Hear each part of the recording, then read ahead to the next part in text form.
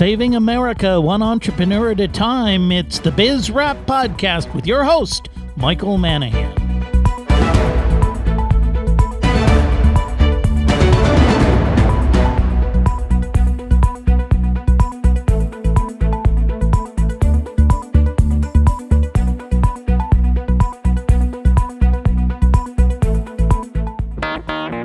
It's Biz Rap Radio, the show that celebrates entrepreneurs and small business with your host, small businessman, educator, and author, Michael Manahan.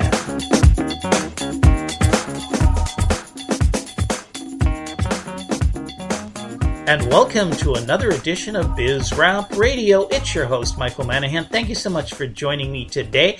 If you're new to Biz Rap Radio, we are the show all about small business and entrepreneurs. Yes, we are here helping the small business people of America do what they need to do. What is it they need to do? You need to make a profit. That's what you need to do. Yeah, hey, it's not a dirty word. I know those folks in Washington and some of those folks on the left would have you think that making a profit is a nasty thing to do, but really it's not. Why? What are you supposed to do with those profits that you make? Well, I'll tell you what you do with those profits you make. You take care of yourself, you take care of the people that work for you, you take care of your family, and if you got enough left over, you take care of your community. And one thing I love about entrepreneurs and small business people, I see so many of them engaged in helping out in the community. And by the way, it's not like when Coca-Cola sponsors the local 10K run. They're really not helping out in the community. They're advertising.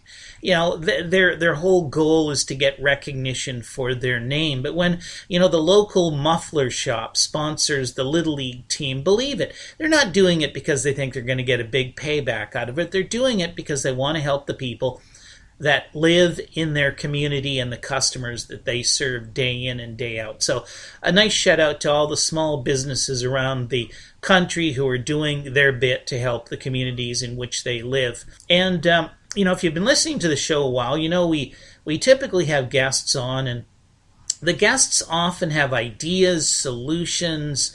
They can help you with a problem you might be having in your business, whether it's marketing, sales, human resources, compliance with all of the government rules and regulations, all of those types of things. But I really like it when we have entrepreneurs on the show, because the entrepreneurs can really give some great insights into what they have done to create their businesses. And by the way, I don't have Bill Gates's and Zuckerberg types on my show. They probably wouldn't come on it anyway. But I don't want people who are super successful, because really in the reality, those people are few and far between. There's only so many Warren Buffetts and Zuckerbergs and Bill Gateses out there, but there's a lot of people in this country, millions and millions of them, who've created a small business.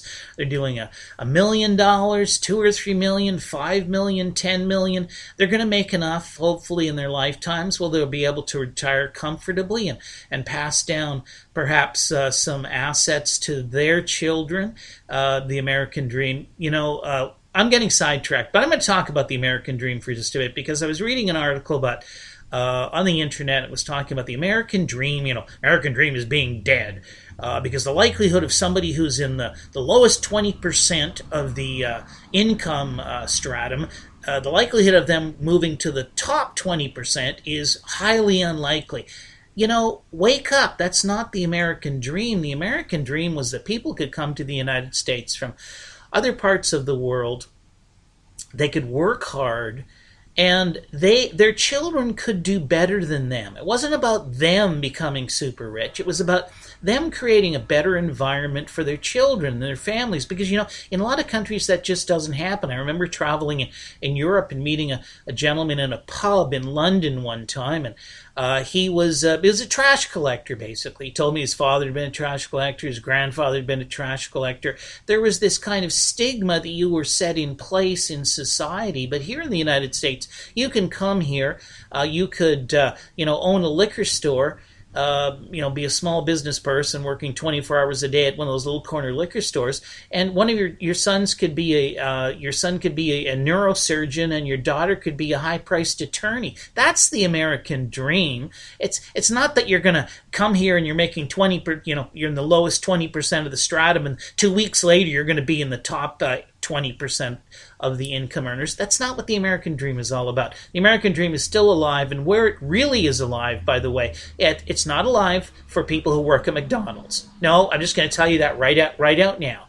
But it is alive for entrepreneurs. It's alive for people who have the creativity and the personal strength to go out there and try and make something, to create a business and to do something on their own. They're not on welfare. They're not looking for a government job. They're not looking for a cushy job with some huge corporation. They're willing to risk everything to make it happen. And with that, I'm so happy to introduce my guest today, who is just such a lady as I've described, an entrepreneur at heart, a great businesswoman, who's somebody who has risked everything to create a business. Her name is Kimberly Meckwood. Her company is Click and Carry. And Kimberly, welcome to the show. Thanks, Mike. It's a pleasure to be here. I'm honored. Well, okay, so Kimberly, your company is Click and Carry. Now, I'm sure most of the people listening have no idea what Click and Carry is or what it means. Tell us about your company. Sure. So Click and Carry is the simple handle device that allows shoppers to manage and carry multiple bags at once comfortably, either in your hand or over your shoulder for a hands-free carry. It can hold up to 80 pounds. It has a soft, comfy gel on the bottom. It was initially invented for carrying bags, grocery bags, shopping bags, but interestingly, people use it now as a ski-boot tote for dry cleaning. You can walk multiple dogs at once with the Click and Carry, and my favorite use of late is that you can carry 2 paint cans on the Click and Carry easily. A gallon, up to 5 gallons even. I have one gentleman who had 2 64-pound construction containers on the Click and Carry. Wow, that is amazing. And I've actually seen the product. And hey, I've done that. I'm one of those people that actually at one point in time painted my own house. And I remember carrying like 2 paint cans in one hand, and those metal paint can, what would you call them, handles? I mean, they almost cut through your skin. And who hasn't done this? You've gone to the grocery store. This is back in the days when they actually gave you plastic bags. But you went to the grocery store and you came out with like 9 plastic bags, and you're trying to carry them, 4 in one hand, 5 in the other. And by the time you've got to the car, you've absolutely cut off the circulation in every one of your fingers. So your product solves that problem, in addition to many, many other uses. Absolutely, and we all insist on making it from the car to the house in one quick trip. My favorite part about the Click and Carry is that when you're carrying those 11 bags that you just discussed, when you set your bags down to unlock the door, you no longer have to grab the 5 or 6 loose bags, because all the bags are gathered together on the handle. So you just grab your handle and boom, you're on your way. Wow, that's an amazing. Now I want to delve into this a little bit, because you are the person who actually invented this. Yes. Now, how do you invent something? How does that even work? So it's interesting. It came out of a need. I used to have this amazing boyfriend who used to carry in all my groceries. And when we broke up, I had to carry in my own groceries. I no longer had the luxury to call him to bring up the groceries, and I live in a condo. So I knew I had to think of something, and one night, the idea of Click and Carry came to me in a dream. And I was just drawing many different sketch ideations, talking about it, and finally a friend of mine, she said, "Hey, Kim, will you stop talking about it and do something about it?" So I did. I actually hired a student at the Pasadena Design School. She was studying to get her master's in product design. So she and I went through the sketch ideations, made about 8 or 9 different prototypes, and eventually found a winner. When I found the winner, I made a mold, and I had the item patented. Wow, that is just amazing. So you traded in the boyfriend for a great business idea. That's right, absolutely. So- So I don't need a boyfriend now because I can carry my own groceries. I can wear them in. Well, there's other gadgets that could replace a boyfriend as well, but we won't talk about those. Just keep it clean. Absolutely. Well, we are on terrestrial radio, but the one thing you mentioned that I really like, and a lot of people don't take advantage of, a lot of business people don't, is the resources at colleges and universities. You know, I teach at California State University, Dominguez Hills, and we have internship programs where you can get an intern. They can come out and help you with stuff. Sometimes professors will work with a business and make that business a class project. So all of this work gets done for the business for very low cost, or in some cases absolutely free. And I'm just amazed that, you know, I often hear people when I'm talking to them, oh, I can't afford a designer. I can't afford a graphics artist. I can't afford somebody to do that for me. But the universities are great resources. I couldn't agree more. And I'm actually going to initiate another program like that because I need to work on my packaging as the next step. And I want to work on my clip strip display. So I'm going to go to a college. I would love to go to Cal State Dominguez Hills. Well, maybe we can help you out. This is Mike Manahan, your host, Biz Rap Radio. I'm in studio talking to Kimberly Meckwood. She is the owner and inventor of Click and Carry. We're going to talk more about her business, about entrepreneurship, and maybe we can spark in you that entrepreneurial drive and idea. But first, we got to pay some bills. We'll be back right after these messages.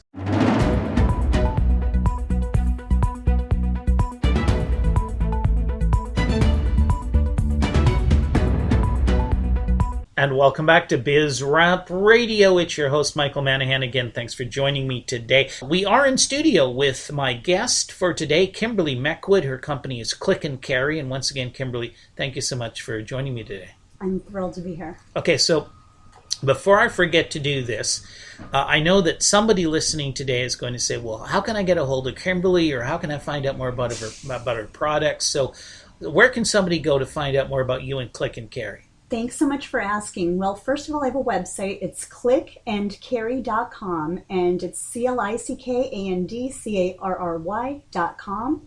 On Instagram, I'm also Click and Carry. And then on Twitter, it's Click and Carry.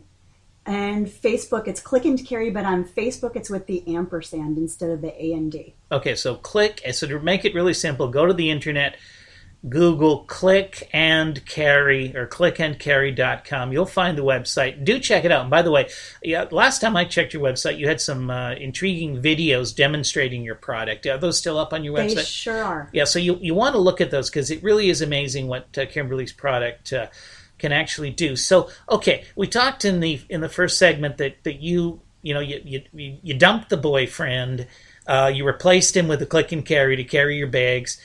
You invented it. You had somebody help you design it. You designed it. You got a patent on it.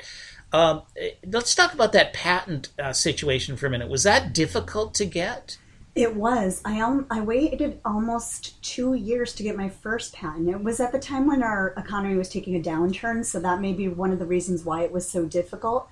But I hired a professional patent attorney to make sure the job was done properly.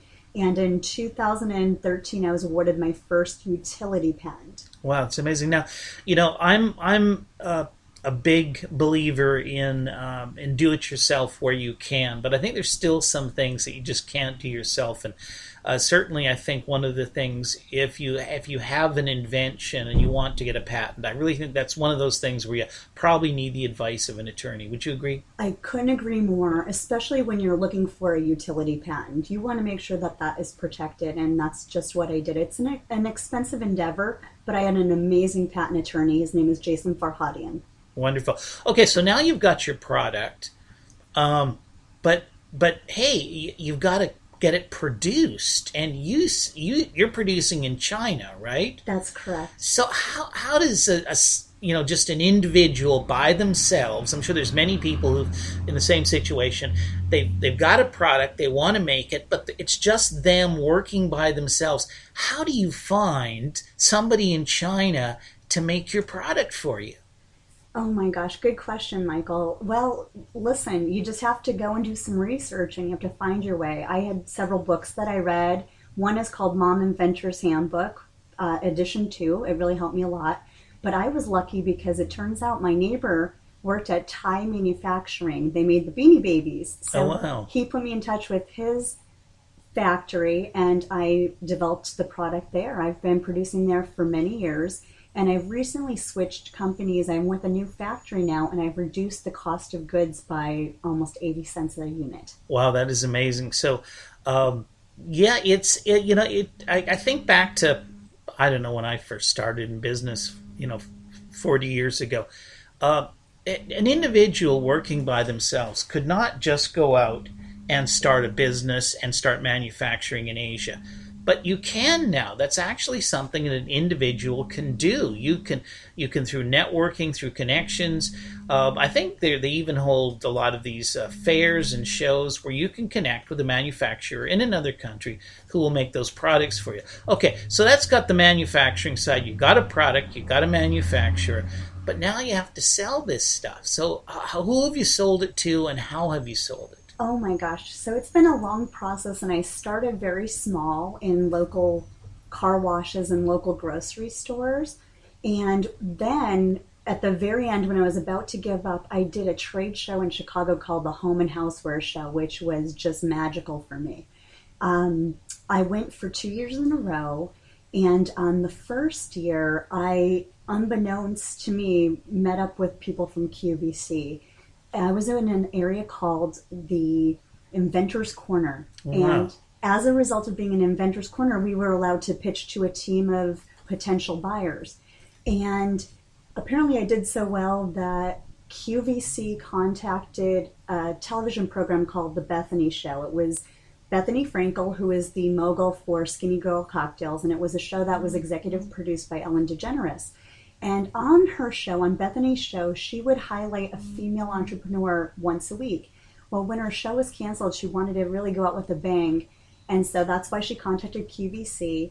I went on the show thinking I was going to elicit her advice and maybe get a $5,000 or $10,000 stipend. And instead, I was surprised by David Venable and Lisa Robertson, who are the key host of QVC, and they offered me the ability to sell on QVC, and I've been on 7 times since. Wow, you've been on QVC 7 times. I have, and it's so That's exciting. amazing. And when you go on QVC, do they actually have you on the air to talk about the product? They sure do. In fact, my last segment was in July, and I was showing how all the different uses. I swung the click and carry over my shoulder with some grocery bags, and then I had some rollerblades, and then I picked up some beach chairs because it was the summertime. I was talking about going to the beach, and the host called me a human minivan. It was awesome. It was really fun. That is incredible. So you went to a trade show. Trade shows, I think, they're not cheap. It's not cheap to go to a trade show. That you have to pay for a booth, and then of course you have to stay in the hotels, and they all seem to be in areas where there's really expensive hotels. They jack the rates up, and but they really are very valuable places to go to meet the buyers, people who could potentially buy your product. Often there are manufacturers who wander around looking for products. There's distributors who are wandering around, manufacturers' reps who are looking for products. So, and you get to meet other entrepreneurs or other business owners, and a lot of them are willing to share their experiences and what they've done. So if you can afford to get out to a trade show with your idea, it's a great information gathering venue and a great way to meet people. Have you done many of those shows, Kim? I could only afford to do those 2 shows, but what I do, because I don't have a ton of money and a restricted marketing budget, I actually attend shows. I bring a whole bag full of click and carries with me, and I read people's name tags, and if it's a vendor or store that I think would benefit from the use of click and carry, I'll approach them and I'll give them samples and I'll tell them about my product. In fact, that was one of the ways I met with Kroger. Kroger owns Ralph's locally, but they're instituting a new program called what is it called? ClickList. ClickList, okay. ClickList. And ClickList is going to be instituted across the nation soon. In fact, at 5 local Ralphs, they're doing a pilot project. And with ClickList, people order their groceries online. They pull up basically to a valet station at the grocery store, and an associate will come out and put the groceries in the customer's trunk. So I pitched to them that to enhance the customer experience, perhaps they could use a click and carry.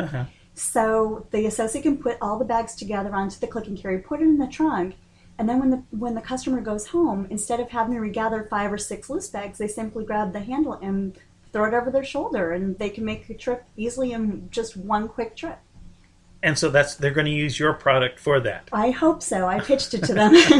Wow, that is amazing. So just basically from somebody you met at a trade show. Hey, it is Mike Manahan. This is Biz Rap Radio. I have in studio with me Kimberly Meckwood, the inventor of Click and Carry, the owner of that company. She's telling us her stories about how she got the company started. And I'm really anxious to find out what she's got planned next, but we're going to have to do that right after these messages.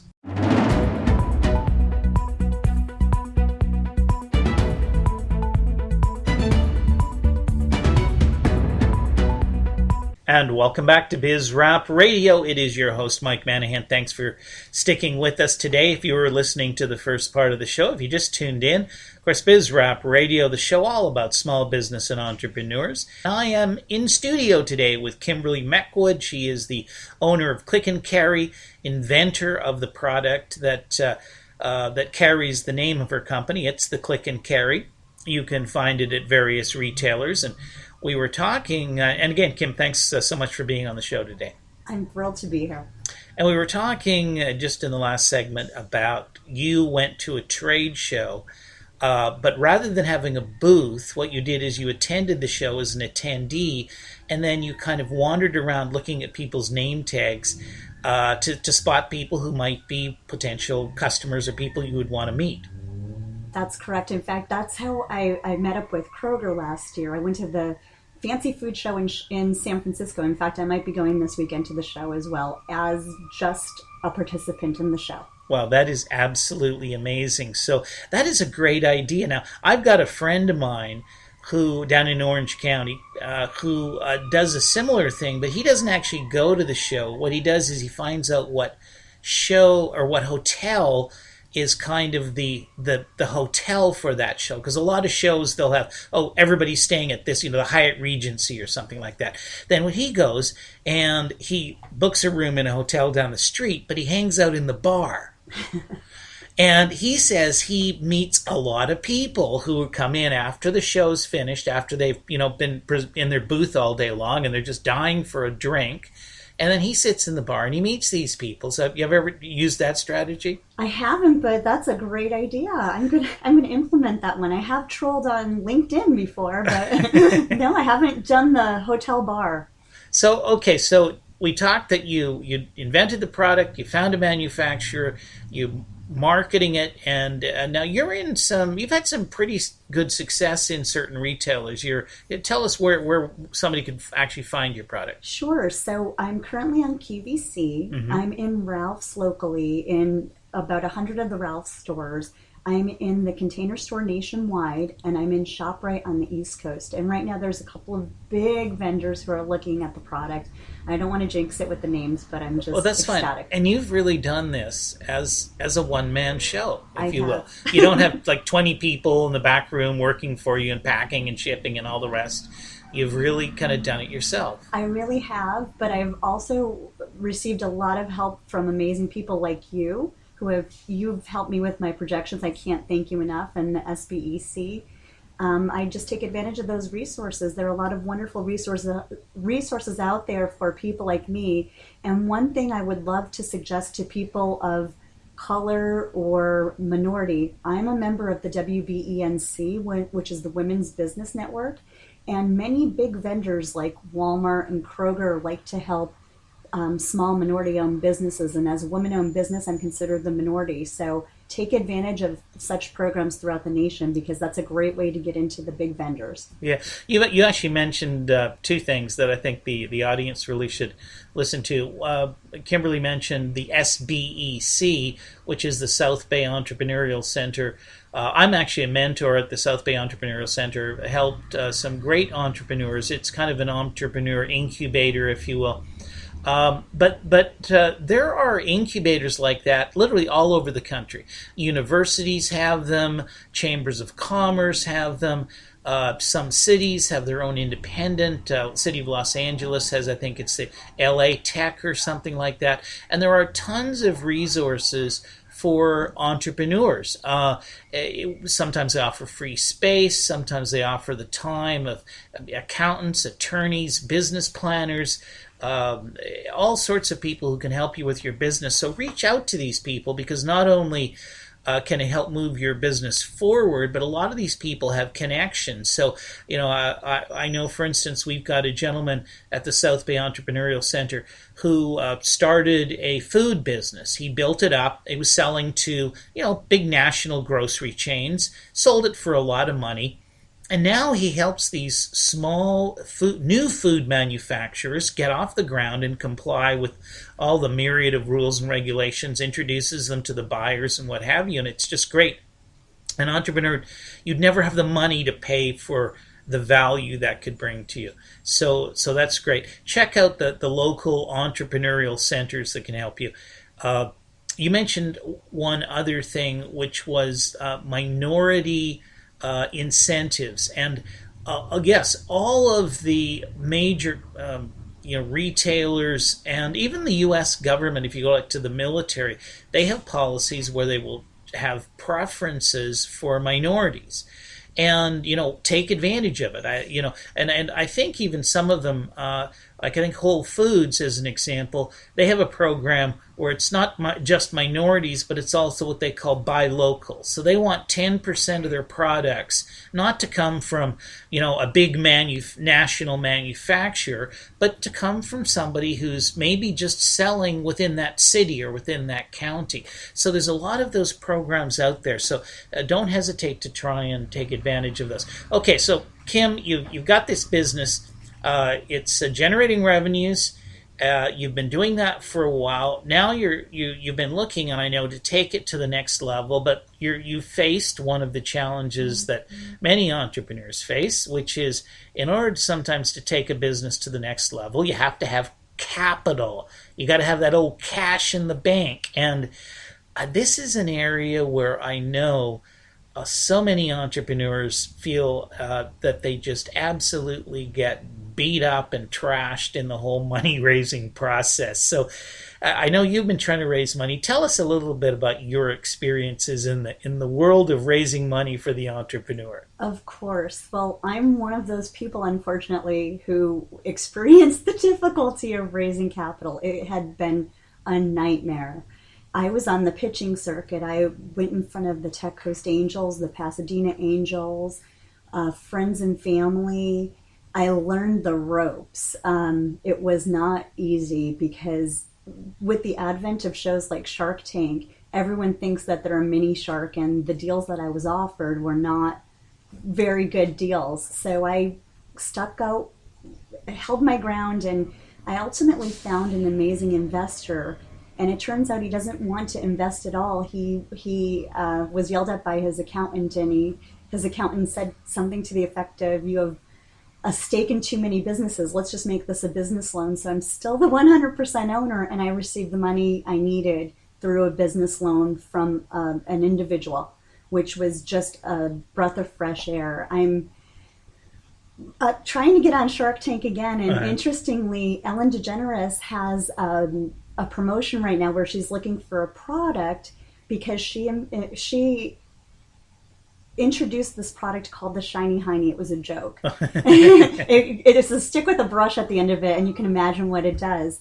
And because she mentioned it on air, the sales went up 7,000% in one day. So wow, that is amazing. It is. And so she didn't get any money from that. So she said, "Listen, if I have this kind of clout, I'm looking for my own invention. So if anyone has time, please go to ellentube.com, scroll Sellin' Ellen, and no G, SELLIN, new word Ellen. And on the first page, the most popular page, you'll see my entry. It says Shark Tank with the shark crossed out, and it says Dory Tank. So it's a sell and own with click and carry. So if you have time, just go and watch the video. Wow, that's amazing. So, well, let's talk about that. Give that one out once more in the last segment, because that is really interesting. But yeah, this money raising is very difficult.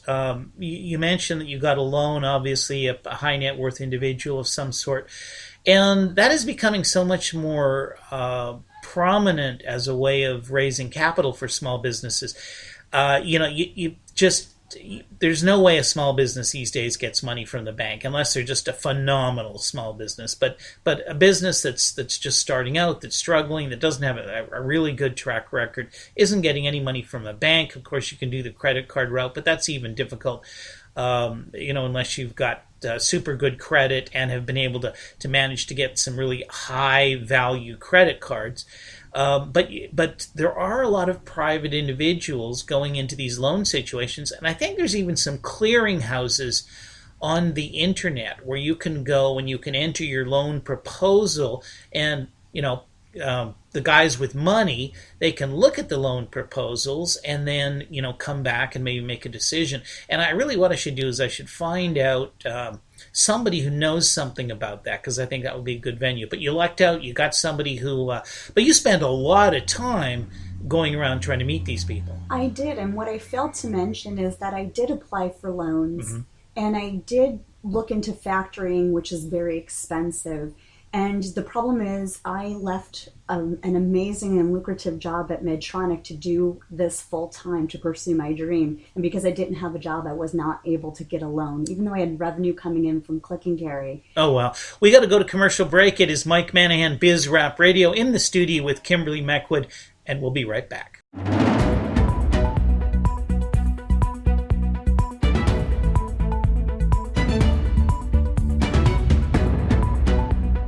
Welcome back to Biz Rap Radio. We are, of course, the show all about small business and entrepreneurs. Thanks for joining me today. I am in studio with my guest, Kimberly Meckwood, her company Click and Carry. And Kimberly, once again, thanks for being on the show. Thanks for having me. So we were talking in the last segment about raising capital, and you've just done just about everything. You've presented in front of the various groups like Tech Coast Angels and private individuals and probably money finders and all of the rest of the stuff. And you ultimately came out with somebody who offered you a private loan, and that's helped to move the company to the next stage. But you were just as we were going to break, you were talking about something that people sometimes forget about. You started this business while you still had a good paying job. That's correct. And I did that simultaneously for a few years. Yeah, and so that's great if you can do that, but it's awfully challenging, because then it means you're working and running your business. But then, it gets to the stage one day where, I think if I really rolled up my sleeves and spent all day working on the business, I could be really successful. But the minute you do that, you have lost something that supports your credit rating as an individual. You've basically lost that income, and getting credit from anybody after that is going to become extremely difficult.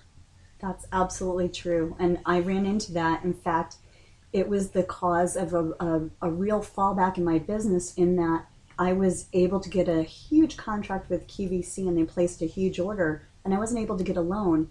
I did something without consulting with my accountant. I used my IRA to pay for that big order, because it was the chance of a lifetime. It was the exposure I needed. Yeah.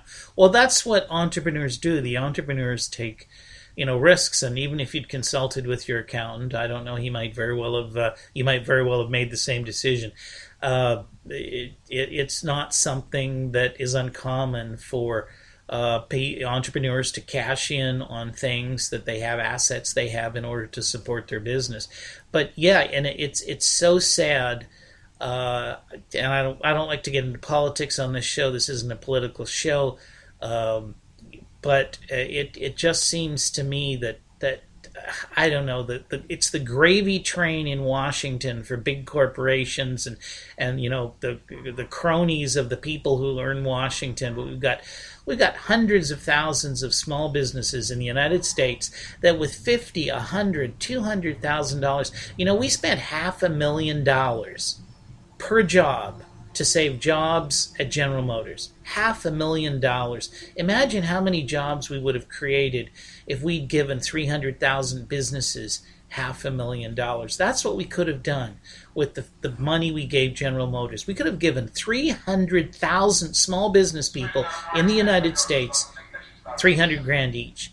And what do you think, or $500,000 each? And what do you think they would have done with it? Most of them would have gone out and hired people. That's right. Because that's what entrepreneurs do when they have money. They either do one of two things. They hire people to do work, or they buy products to sell. I mean, that's about it. And all of that would have fueled the economy. But, that is another story. Okay, so Kim, you were talking in the last segment about this competition with Ellen DeGeneres, and you could go to her website, I guess, and click on your video that you've posted, and you might be chosen as the product to be featured on the Ellen DeGeneres show. So how does one go there again? Where do they go? Thanks so much for asking, Mike. So you would go to ellentube.com, ELLENTUBE.com. And then when you see the little magnifying glass, you're going to search Sellin Ellen, SELLIN, no G, new word Ellen, ELLEN. And on the first page, you're going to scroll down to what looks like the Shark Tank logo. I crossed out the word shark. I put Dory Tank, and I put a picture of Dory. You can't miss it. So just click on that video. It will cost you 4 minutes of your life, but you'll see me on QVC. You'll see what the product does, and you'll see how I'm trying to get onto the Ellen show by pitching to her. Well, you just are so energetic, and you're always in that selling mode, which is great. Okay, so now also tell the audience, how can they find out more about you or your product? What is your company website? So my company website is clickandcarry.com. That's ClickandCarry.com. I'm also on Instagram as Click and Carry. I'm on Facebook as Click and Carry, but on Facebook it's with the ampersand. And then I'm on Twitter, Click and Carry as well. Okay, so check it out. It's clickandcarry.com. Kimberly Meckwood. You've got to go there and just watch her video. It's just absolutely amazing. And to think that this product was designed by her, she got a patent on it, she found a manufacturer, she got customers, and by the way, high-profile customers, QVC, Kroger's, and she did it all by herself. Well, okay, she'll say she had, the assistance and help from some advisors and things like that, but she doesn't have 30 employees working for her. I wish I did. Yeah, it's kind of the old one-man show. You can do the one-man show thing here, and I think there's more of an opportunity than ever to be able to do that, simply because of, technology, what we're able to do with the internet and communications and phones and all of the rest of the stuff. Okay, so we've got just a few minutes left. You're an entrepreneur. It's not sure if it's in your blood, but it certainly must be. But and you've gone through the ropes. You've figured out how to do it. What advice do you have for people who might be listening who are where you were 5 or 6 years ago? Well, my advice is, if you have an idea and you know it's a winner, follow through. Just go through the motion. Even a small step forward is a step forward. Just continue to believe in your dream and go get it done. There's always a way to get it done. Well, that's great. And don't forget some of the advice we've given you here. Reach out to people who can help you. We talked about going to universities and getting interns, or perhaps finding somebody who's finding a professor who might take you on as a classroom project or something. Or a law student for your patent. Yeah, there you go. Law students for your patents. Great idea. Reach out to people. Entrepreneurial centers, sponsored by governments. They're sponsored by universities. Here at Cal State Dominguez Hills, we've got the Entrepreneurial Institute. Many different cities sponsor entrepreneurial organizations. The city of Los Angeles has LA Tech, and I think another one called Port Tech. A lot of resources available for entrepreneurs to help develop and get their businesses in action. And finally, I think something that's come through in this, Kimberly, is if you do have to look for money, it's not an easy process. It's challenging. How many people do you think you pitched over the course of the last, say, 4 years about your company? Oh my gosh, I would say couple hundred people, and listen, I was made some really good offers and some really bad offers, but you have to keep trying until you find the one that you know is right in your heart. Yeah. Yeah. And that's always difficult because, entrepreneurs tend to be optimistic. They tend to think their companies are worth more than they're worth. But on the flip side, you've got some, they call them sharks, right? That's right. And there's probably a few crocodiles and alligators and other unsavory creatures in there as well. And if they can take advantage of you because you're naive, or you're not sophisticated, or you're desperate, they will. Absolutely. And then sometimes you find an angel like my Tyson. Well, that's great, and I'm so glad that you did. So, look, if you're out there trying to raise money and you're talking to people, be very cautious. You use it as a learning experience. You gotta have a little bit of Teflon on your shoulders, because at sometimes things these people have to say, what they say or do, can hurt a little bit. But use it as a learning experience. Don't jump at the first offer that comes along, and keep it up. It's a process. You're not going to go out and pitch the first person they're going to write a check. It's just not going to happen that way. Kimberly, once again, thank you so much for being on the show. What's next? Very quickly, we've got just a minute left here. What's next for Kimberly Meckwood? Oh, gosh. So I have 2 big retailers who are looking at my product, and one happened to be today. And they're huge. They both start with W's, and let's hope that they give me a chance and a test in their stores. Well, fantastic, and we're going to be out there praying for you and rooting for you. Nothing could be better. Kimberly, really, really do appreciate you being on the show today. Thank you so much. Thank you. This is, of course, BizRap Radio. I am your host, Mike Manahan. Look at, here at BizRap Radio, we're fixing the United States of America through a fundamental concept that individuals pursuing their own economic interests in free markets will create more prosperity for more people than can ever be achieved through government regulations and a planned economy. This is Mike Manahan, your host, BizRap Radio. Thanks so much for listening, and we'll be back again next week with another edition of BizRap Radio.